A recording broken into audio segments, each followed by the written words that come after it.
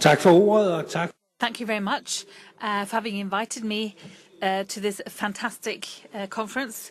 And as goes on my background, to tell you about that, is what I do is that I work with concluding agreements and negotiating and trying to find solutions in the audiovisual area. I've done that for more than 20 years. So it's TV, films, music, and this is really my and I work vis-a-vis companies and platforms. Now, if I was going to have a title to my presentation, I would have entitled it "The News from the Jungle."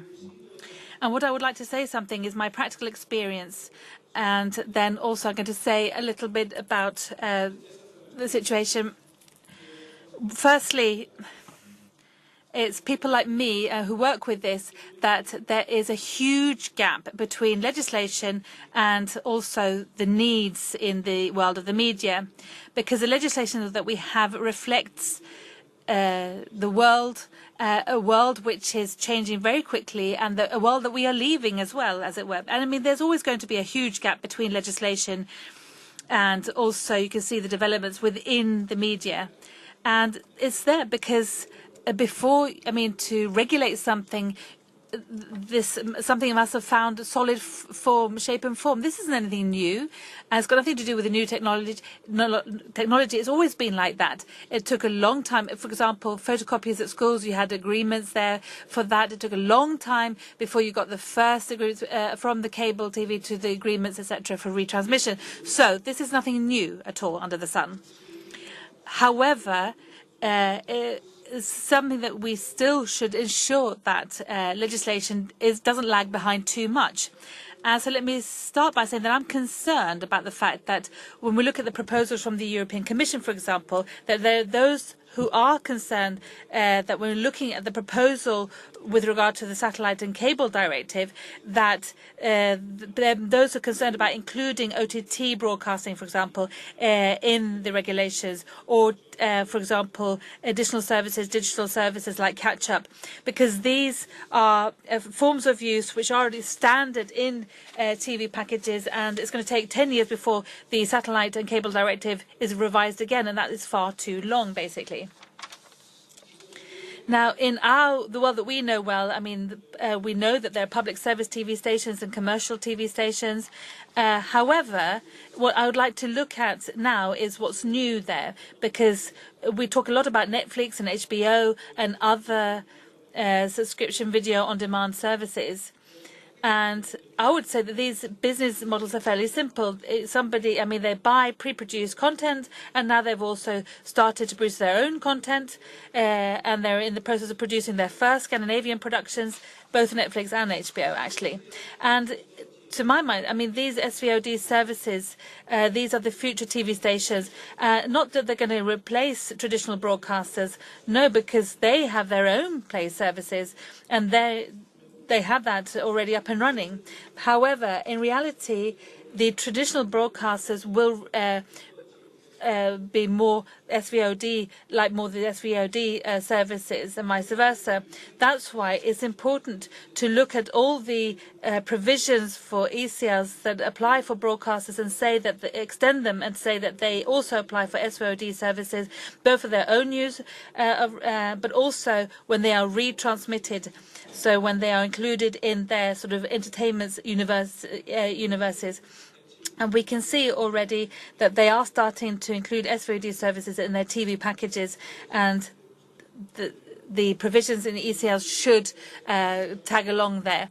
So we need to look at what's happening in the EU, and with the directives there and the proposals there, they're going in that direction, and I think this is a very important aspect. There's a new animal in the jungle, apart from Netflix and HBO, and that's Facebook and Google, actually. Because these are very different to SVOD services, and they're different because technologically and their business models function completely differently. Google and Facebook are both infrastructures, and they're the infrastructures, and also they supply media, which means that their power is dominant. They are dominant, and they are dominant in the audiovisual world. And the clearance of rights is not working at all in that world. And in fact, we see that many audiovisual works are not paid for, not cleared at all, or if they are at such low amounts that they don't lead to stimulate or incentives to produce new production. Both YouTube and Facebook are working on launching new services. YouTube, for example, YouTube Red, YouTube TV, and Facebook with Watch, which is the kind of on-demand TV services. And Facebook is also producing some sort of their own productions as well. And so these are for distributed by users, or they can be produced. There might be content which is already on Facebook today. Now, the problem with this is that Google and Facebook are, as I said, they really are dominant. And they have a business model where they don't pay for content at all, because the users, the final users, the end users, they pay with their data. And when they pay with their data, then these platforms, I mean, it reinforces their structural position even more, and their dominant position even more. We often hear that Google and Facebook earn huge amounts of money, and there is a problem in that. That's true. Obviously, they do earn lots of money, make lots of money, but not really in relation to the use. Because if that was the case, then okay, there would be money to go after to find. But the problem is that their business model means that they can sort of that the content sort of disappears, as it were, and what's enough for them is to make money from advertising on part of the content. So what have Google and Facebook got to do with ECLs or licensing? Well, basically you can say that ECLs could have a construction where we could in fact support licensing for these type of services. We need actors and also CMOs and maybe groups of broadcasters or producers that have this clout to negotiate, that have the strength that can negotiate clearance for these services. But first of all, it's important to get rid of this sort of positive discrimination that lies in the safe harbor rule. And this may sound, for me, it sounds paradoxical and odd that you're worried about outsiders, for example, when then Google and Facebook, they have established a whole system where this very important area where you work with completely different volumes. Perhaps you can defend this system when it comes to user-generated content. Perhaps you can have a notice and stay down system.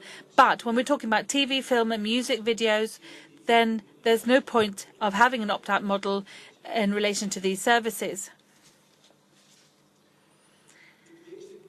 And another important part of this is that with the infrastructure of these companies, and that they are so dominant, it's important for producers and TV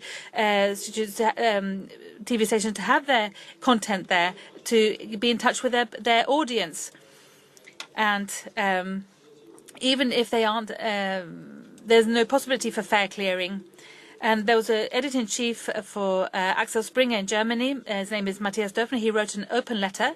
I think that is very well known. He wrote that to Eric Schmidt, who's the chairman of Google. He said that what Google and Facebook say, they're saying that you can just get your content, take your content away from Google. And his response is that saying that is like saying to somebody who's against nuclear power that you can just stop using electricity. And I think that really shows you you should read this letter. I recommend you to read this 7-page letter. It's frightening and entertaining. You can Google Eric Schmidt and letter Axel Springers, and then you can see it. And the last thing I'd like to say something about is about this opt-out issue. Because if we just go into this question more in depth, we can see that it's fundamental in ECLs, and that is that an ECL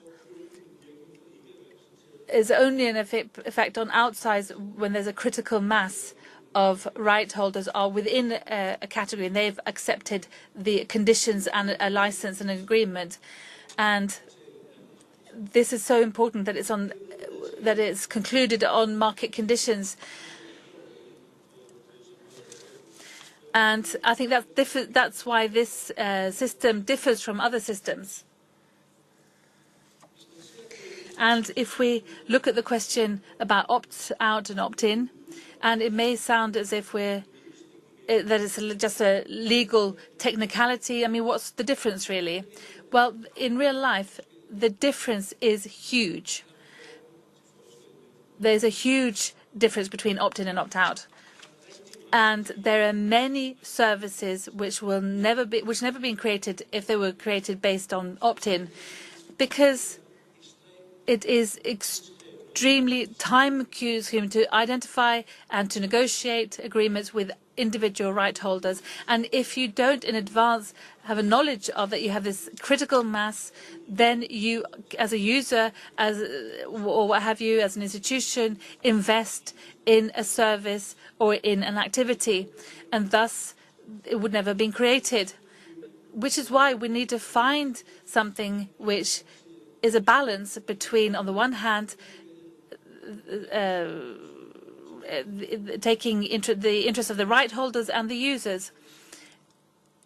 And you can say, what's fair to do vis-à-vis a right holder that hasn't positively agreed to a license and conditions.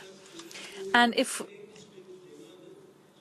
further down the line, I think we can identify the areas where, apart from the fundamental ECLs, I think there's something that speaks in favor of special conditions. And I've identified 4 areas. Firstly, there are areas which are far from the main market. For example, internal use in companies, libraries, audiovisual content there. For example, that if it's not the main market, then it's a special consideration, and therefore that this would be a good solution. A second category is the special consideration can be taken to the users. It can be amusing, it could be educational institutions or help for the disabled. And this there you could have it as the main market with the educational with material. You can't say that education is not the main market. The third category, which to my mind is very, very important in the world of the media today, is all those places where you can say that the use is a supplement to a use which is already allowed. And the best example of that is that there's been an agreement between a broadcaster, for example, and the right holder. And there you looked at this performance or this whatever it is going to be used and is going to be communicated is on demand or as a retransmission, whatever. It doesn't matter, but you've agreed that this work or this performance is on TV, and this therefore makes it less difficult to have an opt-out. And the fourth and last category that I'd like to mention here is a situation that we often see, and that is that use will take place anyway. A good example is showing on TV or TV playing in restaurants, etc. Because the TV will be on anyway. I mean, it's on anywhere elsewhere. So why should you have an agreement in that area? And it has to do with a balance, basically. And an ECL is an advantage for the right holders. It's an advantage. It benefits users as well. And let me end by saying that recently I was negotiating with TDC, which is a huge Danish TV company, and we were negotiating and discussing these possibilities, etc. And one of the directors there said, after having got things explained to him, he said that it was a bit odd, and then he said, well, if it works, then it ain't stupid, he said. Okay, thank you very much.